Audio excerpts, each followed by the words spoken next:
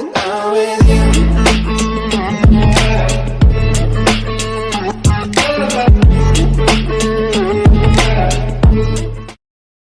Selamat datang di channel saya Serangga Gatal.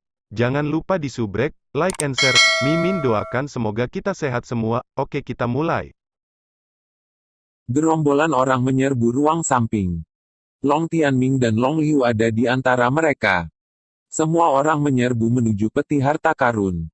Lalu tiba-tiba, seseorang mengaktifkan jebakan itu di dalam ruangan. Dengan bang, susunan pola prasasti meledak dan menguapkan selusin ahli. Banyak rantai, ditenun dari pola prasasti, meliuk ke arah para ahli. Detik berikutnya, jebakan itu menangkap selusin orang lainnya. Tuan muda, hati-hati. Long Liu dengan cemas memperingatkan saat dia berdiri di depan Long Tianming untuk melindunginya. Dia sudah ditangkap oleh rantai pola prasasti dan berjuang untuk terbang. Long Tianming cemberut melihat pemandangan itu, lalu dengan cepat mundur.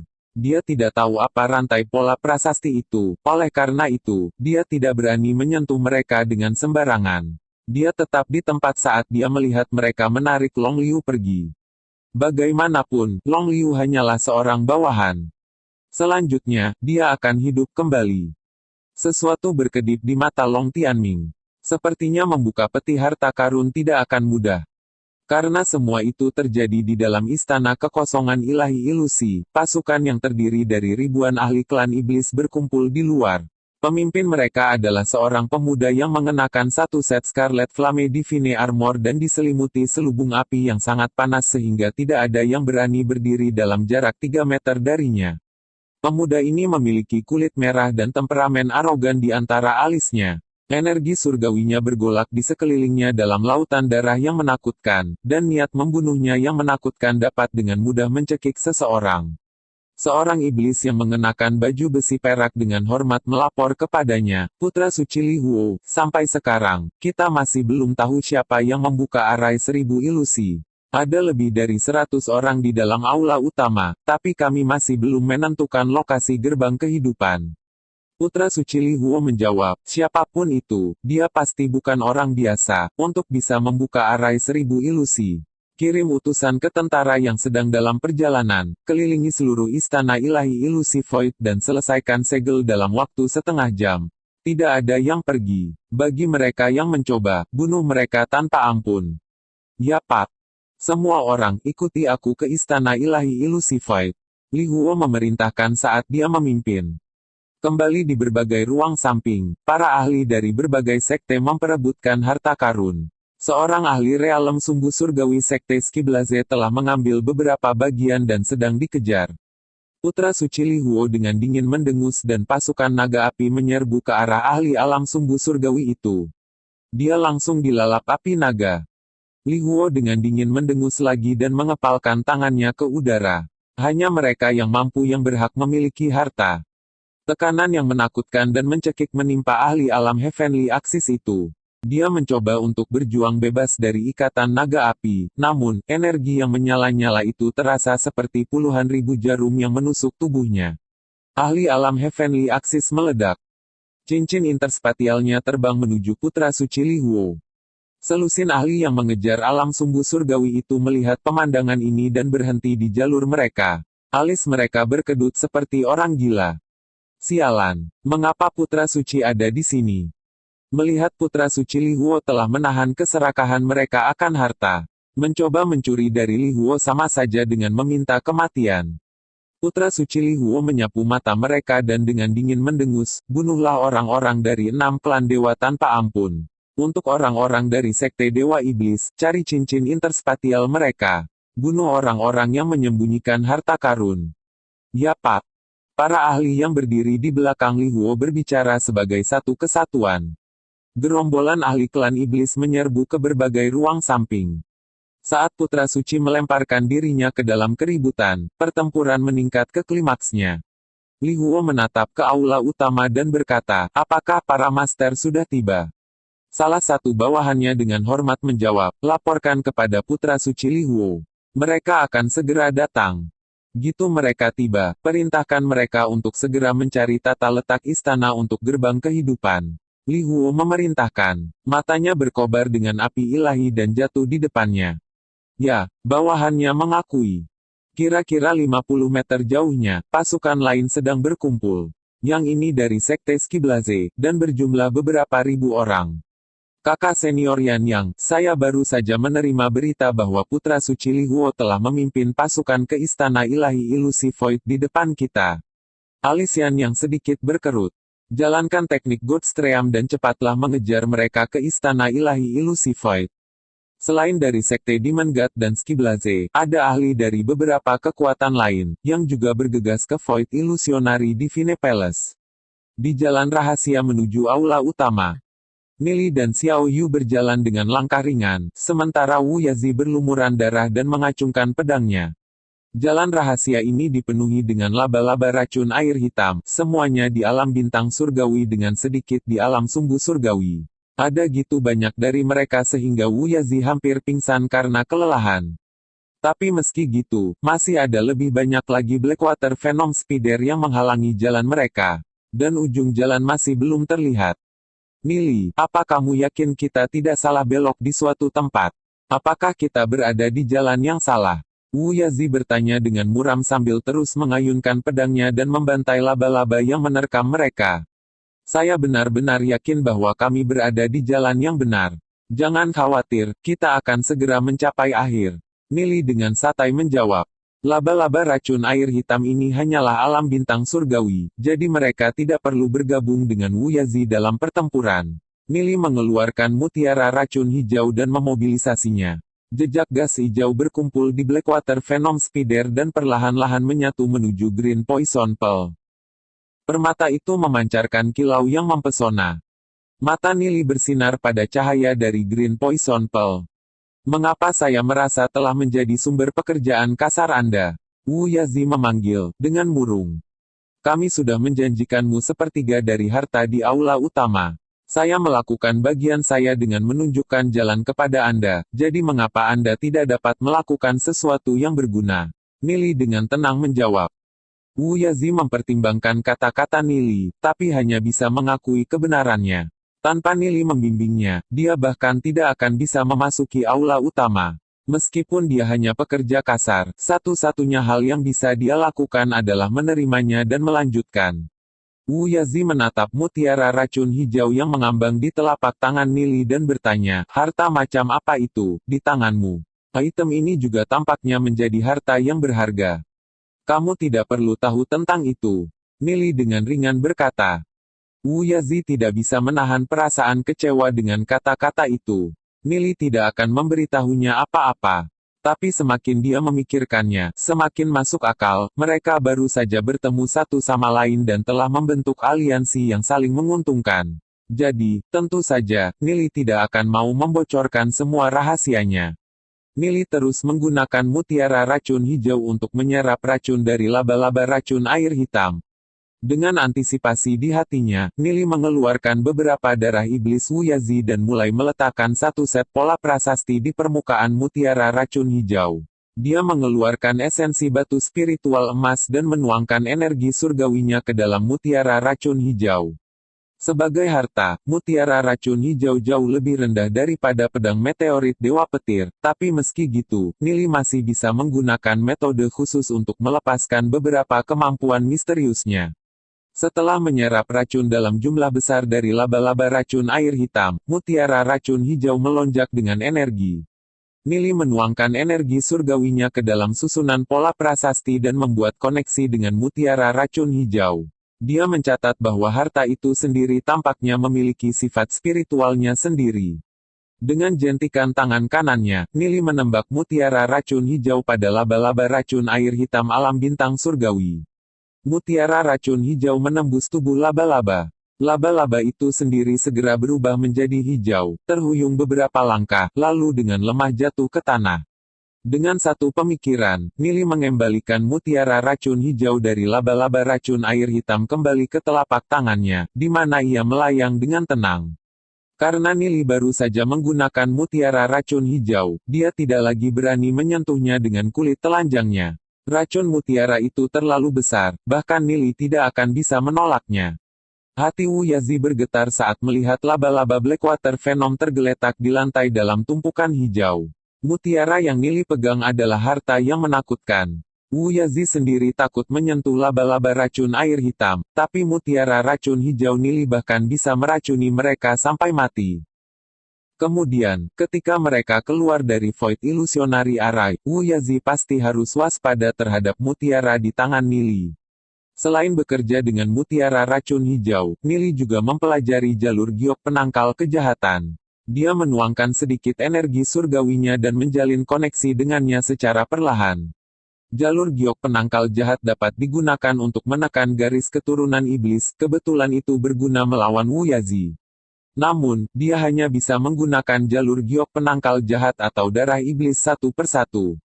Setelah membangun koneksi ke jalur giok penangkal jahat, Nili bisa merasakan 36.000 pola prasasti yang tersembunyi di dalamnya dan mampu mengendalikannya. Setiap pola prasasti memiliki tujuannya sendiri, dia akan meluangkan waktu untuk mempelajarinya nanti. Sebuah energi misterius juga kembali mengalir dari jalur giok penangkal jahat dan perlahan meresap ke tubuh Nili. Dia merasakan energi pola prasasti menyelimuti jiwa takdirnya dan melindunginya. Energi dari berbagai harta lainnya menyebabkan ranah jiwanya melonjak lebih keras dari sebelumnya. Jiwa takdir lain tersulut, yang satu ini perak. Jiwa takdir ke-8. Sejak melakukan pengorbanan darah iblis, peringkatnya telah melonjak sebanyak 3 level. Meskipun beberapa di antaranya karena jalur giok penangkal jahat, tidak ada keraguan bahwa sebagian besar berkat garis keturunan primordial. Nili sudah memiliki banyak harta yang kuat yang tidak akan pernah bisa didapatkan oleh alam Heavenly Fate. Yang perlu dia lakukan hanyalah sedikit memanfaatkan kekuatan mereka. Salah satu dari harta itu memiliki kekuatan yang cukup untuk mendukung Nili dalam menerobos wilayahnya saat ini. Warna jiwa takdir ke-8 sedikit mengejutkannya. Nili tahu bahwa kombinasi dari berbagai harta telah meningkatkan pertumbuhan ranah jiwanya ke tingkat yang gila. Dia bisa menjadi jauh lebih kuat. Nili memperkuat kultivasinya dan terus mengaktifkan jalur giok penangkal jahat. Pola prasasti misterius mengalir ke alam jiwa Nili, satu demi satu. Kekuatannya mulai menyerang menuju 9 nasib.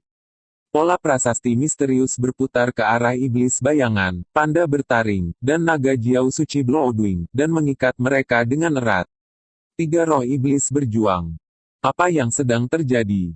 Nili terkejut. Iblis bayangan, panda bertaring, dan naga jiau suci Bloodwing semuanya adalah roh iblis. Jalur giok penangkal jahat memiliki kemampuan untuk menekan binatang iblis, jadi bukankah itu berarti bisa menekan roh iblis juga? Saat Nili menyadari itu, alisnya berkerut erat. Dia mempelajari rantai pola prasasti. Jika ketiga roh iblisnya disegel, bukankah itu buruk baginya? Nili menimbang pro dan kontra. Jalur giok penangkal jahat bisa menekan roh iblis. Di sisi lain, darah dari pengorbanan darah iblis bisa memperkuat kekuatan mereka. Dalam hal itu, Nili menuangkan kekuatan pengorbanan darah iblis ke dalam 3 roh iblis. 3 roh iblis menerima pengorbanan darah iblis dan mulai berjuang lebih keras melawan ikatan mereka. Kekuatan garis keturunan primordial sangat mengagumkan. 3 roh iblis telah menerima pengorbanan darah iblis, dan kekuatan mereka mulai melonjak. 8 takdir, 9 takdir. Setelah mencapai puncak 9 nasib, 3 roh iblis menjadi tidak stabil saat mereka berjuang lebih keras untuk membebaskan diri dari ranah jiwa Nili. Pada saat yang sama, ranah jiwa Nili terus berkembang karena menarik kembali 3 roh iblis. Namun, itu tidak bisa mencegah roh iblis berjuang, garis keturunan primordial terlalu kuat. Roh-roh iblis terus tumbuh lebih kuat, sampai mereka setara dengan kekuatan bintang surgawi tahap 1. Bahkan pohon anggur tampak seperti akan menyerah kapan saja.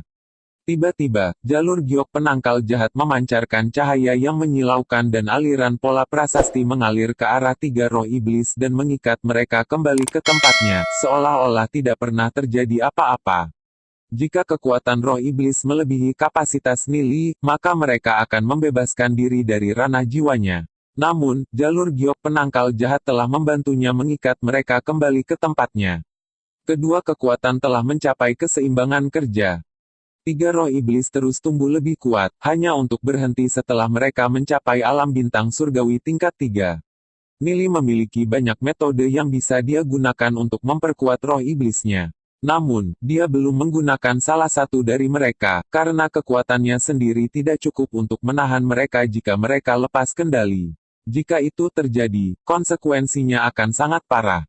Tapi sekarang dia memiliki jalur giok penangkal jahat, dia tidak lagi perlu khawatir tentang itu. Nili berhenti di alam bintang surgawi 3 tahap untuk mengkonsolidasikan kultivasinya. Meskipun itu bukan batasnya. Wu Yazi mencoba yang terbaik untuk menangkis Blackwater Venom Spider, ketika dia tiba-tiba bingung dengan pelepasan aura dari Nili. Kultivasi Nili telah meningkat 3 tingkat dalam waktu yang singkat. Dia sekarang menjadi 8 nasib. Bahkan jenius terbesar dari klan iblis harus mendesah dan mengakui rendah diri untuk itu. Wu Yazi tidak tahu bagaimana Nili bisa melakukannya. Bahkan dia merasa tertekan oleh peningkatan cepat Nili. Xiao Yu juga melirik Nili dengan keheranan di matanya. Kultivasi Nili meningkat gitu cepat sehingga dia kesulitan untuk melacaknya.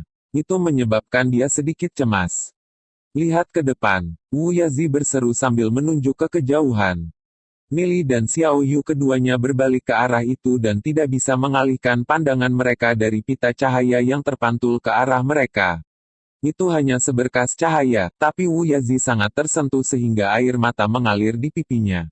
Mereka telah berjalan di sepanjang terowongan yang dipenuhi laba-laba Blackwater Venom ini gitu lama sehingga tangannya kram. Nili dan Xiao Yu berjalan santai di belakangnya. Tidak mungkin mereka mengerti perasaannya. Mereka akhirnya mencapai pintu keluar. Nili mulai berbicara pada dirinya sendiri saat dia melakukan beberapa perhitungan. Setelah jalan rahasia akan menjadi aula utama Void Illusionary Divine Palace. Diperlukan setidaknya setengah jam bagi para ahli lain untuk menembus penghalang kedua. Setelah itu, mereka akan membutuhkan setidaknya 2 jam lagi untuk menghitung posisi gerbang kehidupan. Dan itu pada kecepatan tercepat mereka. Nili dengan ringan tersenyum dan berkata kepada teman-temannya, "Jangan khawatir. Kita masih punya banyak waktu." Mereka berjalan beberapa ratus meter lagi sebelum akhirnya mencapai tangga dan menuju ke atas. Ketiganya perlahan menaiki tangga dan memasuki aula yang megah. Aula ini memiliki radius beberapa ratus meter, dan sangat luas tanpa satu pilar batu yang terlihat. Di ujung lain aula ada mural misterius yang menggambarkan binatang iblis yang ganas dan manusia bertelanjang dada dalam pertempuran sengit. Di belakang mereka adalah langit berbintang yang luas di mana sepasang mata dengan tenang mengamati segalanya. Nili menatap lukisan itu. Bukan binatang iblis atau manusia yang menarik perhatiannya, itu adalah mata di langit berbintang. Eksistensi yang mirip dengan Raja para Dewa. Meskipun itu hanya sebuah mural, Nili merasakan tekanan besar yang menekannya, gitu berat hingga hampir menghentikan napasnya. Meskipun itu hanya sepasang mata, Nili tahu bahwa itu milik Kaisar Sage. Beberapa orang mengklaim bahwa Kaisar Sage tidak terlalu kuat. Namun, tak terhitung jumlah ahli tertinggi telah menantangnya dalam puluhan ribu tahun terakhir, namun Kaisar Sage masih berdiri, sementara para ahli tertinggi itu menghilang. Apa yang disebut ranah ruang dan waktu tak berujung ini sepenuhnya berada di bawah kendali Kaisar Sage.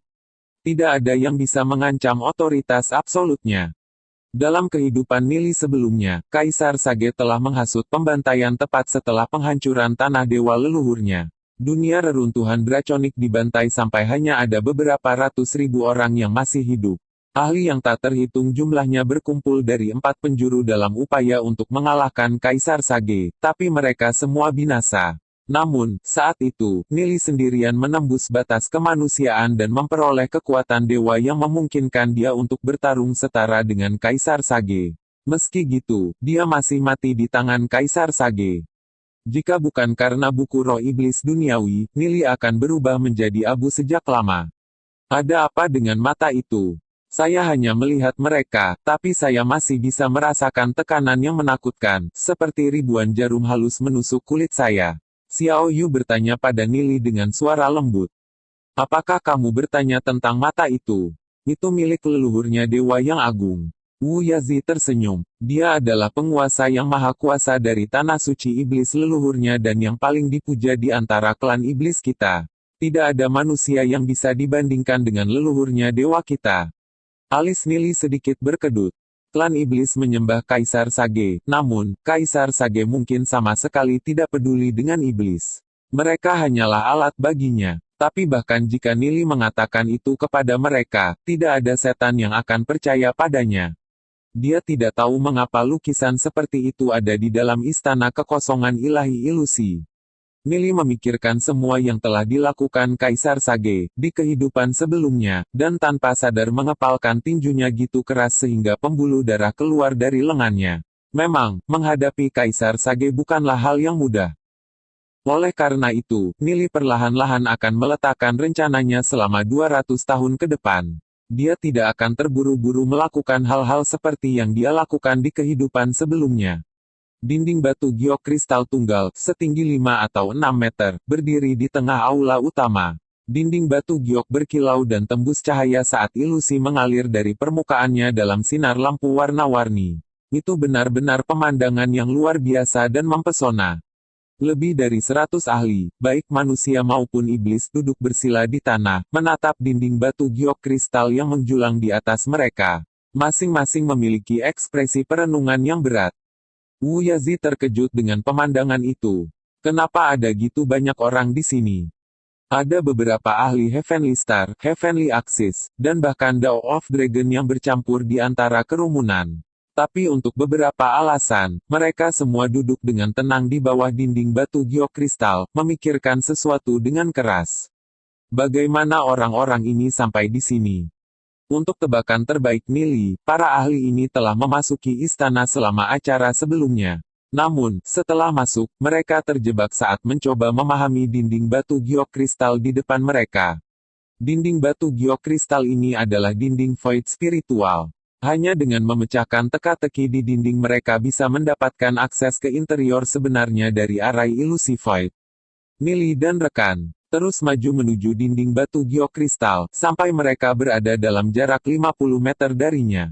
Mereka tidak merasakan perubahan pada kultivasi mereka, tapi mereka bertiga tiba-tiba menyadari bahwa energi surgawi di dalam tubuh mereka menjadi stagnan, seolah-olah mereka telah membeku. Jika mereka terlalu dekat dengan dinding batu giok kristal, mereka akan kehilangan semua kemampuan tempur mereka. Jadi itulah mengapa semua manusia dan iblis itu bisa duduk di sana dengan damai, tanpa konflik apapun. Para ahli lainnya hanya sebentar melirik trio pendatang baru, sebelum mengembalikan perhatian mereka ke teka-teki di dinding batu giok kristal. Wu Yazi tercengang dengan pemandangan itu. Apa yang bisa membuat semua ahli ini berada di tempat seperti itu gitu lama? Dia juga duduk dan mengangkat kepalanya ke arah dinding batu giok kristal di atasnya. Tertulis di permukaannya adalah satu set pola prasasti misterius, serta beberapa nyanyian. Yang terakhir menarik perhatiannya. Mungkinkah itu catatan beberapa teknik kultivasi yang luar biasa? Wu Yazi langsung menunjukkan ekspresi kontemplasi yang mendalam saat dia melihat dinding batu giok kristal di depannya.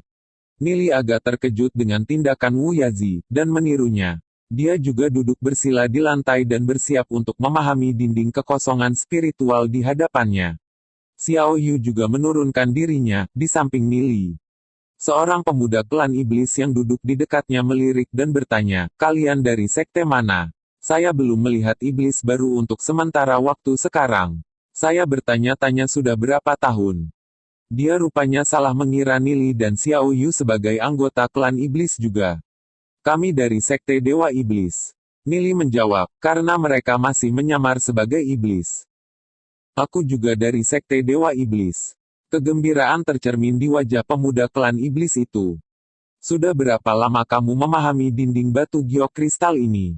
Nili bertanya pada pemuda klan iblis itu. "Saya sendiri tidak tahu, tapi saya akan mengatakan setidaknya 6 tahun. Sangat disayangkan bahwa saya tidak terlalu cerah. Aku masih tidak bisa memahami maksud mendalam dari dinding batu giok kristal ini." Jawabnya sambil menggelengkan kepalanya. Sudut mulutnya melengkung membentuk senyuman. "Namun, kecepatan kultivasi saya sangat cepat di tempat ini. Saya awalnya adalah alam sumbu surgawi tahap 1, tapi saya sudah menjadi 3 tahap. Kultivasinya telah meningkat 2 tahap dalam 6 tahun. Dalam keadaan normal, itu akan sangat cepat. Tidak heran dia tinggal di sini selama 6 tahun, enggan untuk pergi." Bukan hanya pemuda klan iblis ini, yang lain juga tidak mau pergi. Wu Yazi mengalihkan pandangannya dari dinding batu giok kristal. Aku ingin tahu siapa nama kakak senior ini. Pemuda klan iblis tersenyum ketika dia menjawab, Zhen Yuan. Kakak senior Zhen Yuan, bolehkah saya bertanya apa yang tercatat di dinding batu giok kristal ini? Wu Yazi menyelidiki. Dia merasakan nyanyian itu luar biasa, jadi dia ingin mengumpulkan beberapa informasi untuk menghindari salah langkah. Ini adalah catatan teknik kultivasi luar biasa yang mungkin dimiliki oleh pemilik Istana Kekosongan Ilahi Ilusi. Jika Anda dapat memahami 1/10 atau 2/10, maka Anda akan menjadi ahli terkuat di seluruh wilayah Anda. Zhen Yuan menghela nafas. Saya tumbuh dari alam sumbu surgawi tahap 1 menjadi 3 tahap hanya dengan memahami satu bait mantra. Kalau saja aku bisa lebih memahaminya. Jantung Wu Yazi berdetak kencang mendengar kata-kata Zhen Yuan dalam kegembiraan. Jika itu benar, maka ini benar-benar penemuan yang luar biasa.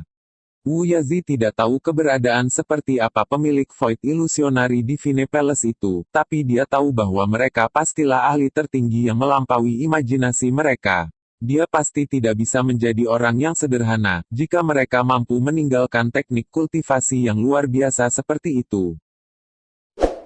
Sekian dulu update-annya, tunggu lanjutannya di channel saya Serangga Gatal, di subscribe ya guys.